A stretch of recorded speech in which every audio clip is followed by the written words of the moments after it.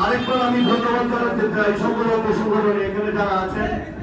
গত 20 তারিখ জেলা বিএনপির ত্রিবার্ষিকী সম্মেলনে ইতিমধ্যে অনেক নেতৃবৃন্দ বক্তব্য দিয়েছেন যে আমাদের প্রার্থী ছিলেন জনাব মাজহারুল ইসলাম ভাই।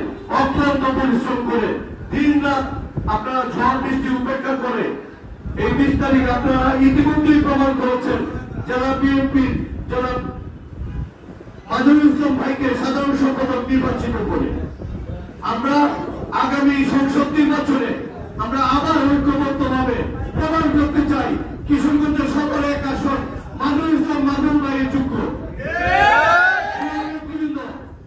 আমরা অনেক পিছনে পড়ে আছি। কি কারণে পিছনে পড়ে আসছি ইতিমধ্যেই অনেক নেতৃবৃন্দ বলছেন, আমি নাম বলতে চাই না, যে গত 20 তারিখে সম্মেলন হয়েছিল। এই সম্মেলনের আগে আরো দুবার ডেট করছিল, একবার 10 তারিখ হওয়ার কথা, একবার 12 তারিখ হওয়ার কথা, এভাবে 20 তারিখ পর্যন্ত হয়েছে। এর আগে সম্মেলনের আগে অনেক কাজ থাকে, ভোটার লিস্ট তৈরি করা, অনেক অনেক অনেক কাজ থাকে। এগুলো নিয়ে আমাদের মাজহারুল ভাই ব্যস্ত ছিল।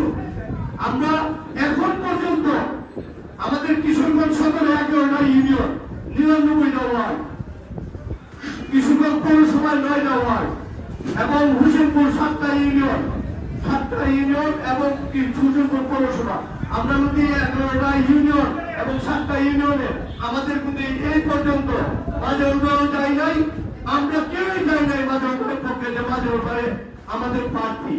এটাতে আমরা অনেক পিছনে পড়ে রয়েছি। আমরা যদি